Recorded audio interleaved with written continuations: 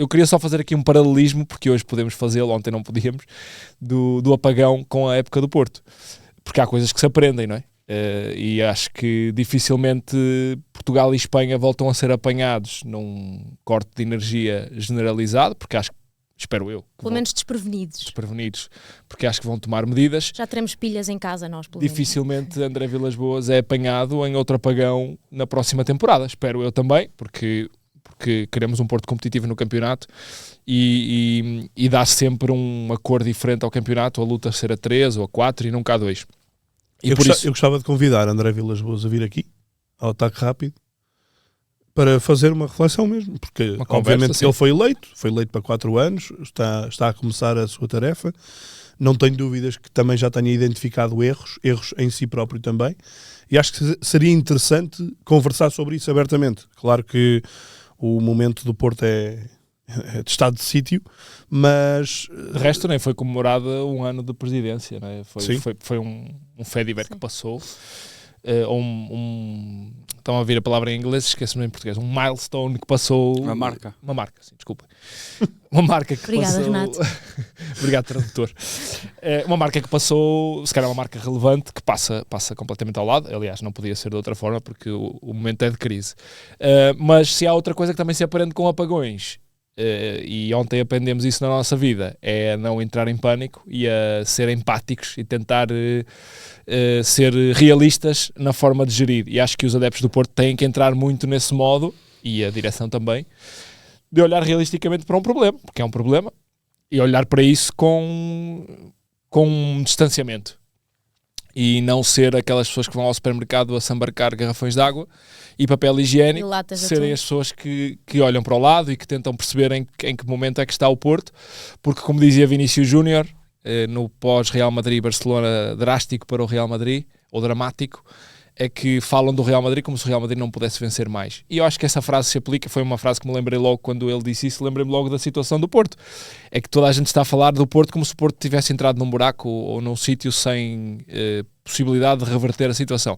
Acho que é precisamente o contrário, foi nesses momentos, como a época do Peseiro, que o Renato já falou, foi nesses momentos que o Porto se calhar se reinventou melhor, e acho que é um momento de reflexão para toda a gente. Acho que André Vilas-Boas também, com um ano de presidência, é com certeza ele e a sua direção melhor do que era quando pegou no clube.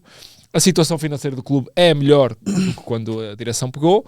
A situação desportiva é pior, mas lá está. Há coisas a aprender durante este ano, sendo um ano zero, que para os adeptos é sempre um ano, nunca há anos zero para os adeptos, porque os adeptos querem ganhar ontem. Mas acho que o Porto para o ano só se pode reinventar e só pode ser melhor. Claro que não pode tapar os olhos e não pode dizer que este ano não foi mau, porque está a ser bastante mau. Eu só acrescento uma questão, acrescento, não é para fazer um contraponto, mas eu questiono-me até que ponto é que a direção de André Vilas-Boas vai manter esta postura de punição.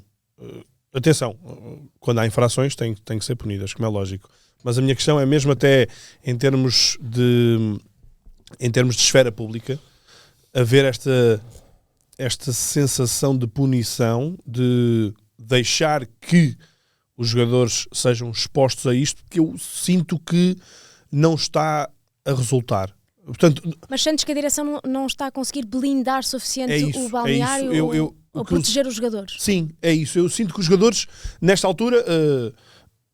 eu senti apagões em termos futebolísticos na parte final de Vítor Bruno, não é? A derrota no Nacional, a derrota no Gil Vicente, uma equipa completamente a jogar pouquíssimo. Senti um claro apagão na derrota em Braga, senti um claro apagão nos 4-1 contra o Benfica, outro apagão agora. Portanto, estes apagões repetidos, constantes e com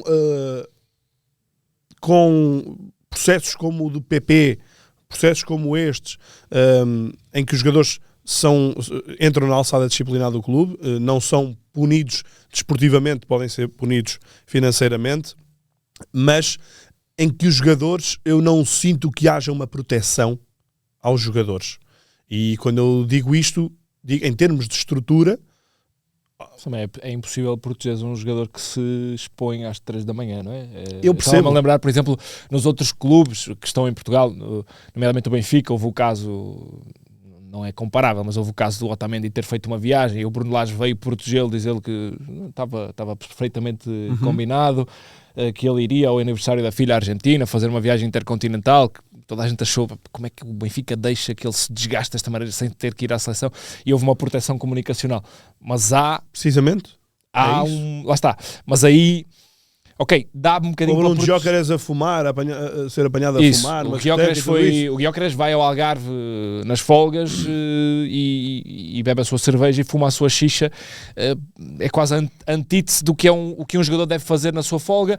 Mas como o Sporting está a ganhar e como o Gyökeres até é o melhor avançado da Europa neste momento e está a concorrer pela Bota de Ouro, não há muito por onde pegar. Agora, e eu ontem dizia e queria repeti-lo aqui... Eu ia repetir essa frase tua. Porque no futebol há um bálsamo milagroso que cura todos os males e tapa todos os defeitos. A bola bate no poste e entra, é uma coisa, a bola bate no poste e sai, a nossa análise é diferente. Imaginem e que eu digo-te que o Porto não chuta a baliza sequer, não é? Não chuta a barra. Portanto, ajuda, mas... Essa bola é fundamental que seja chutada, porque senão... Este ano, vários episódios aqui... Porque está muito longe disso. Vários episódios aqui, nós já... a nossa tendência para criticar ou elogiar também vai muito ao encontro de se a bola entra ou sai. Claro. Eu lembro-me do Benfica estar numa fase em que nós questionamos Otamendi e Di Maria, fazem sentido estarem neste plantel.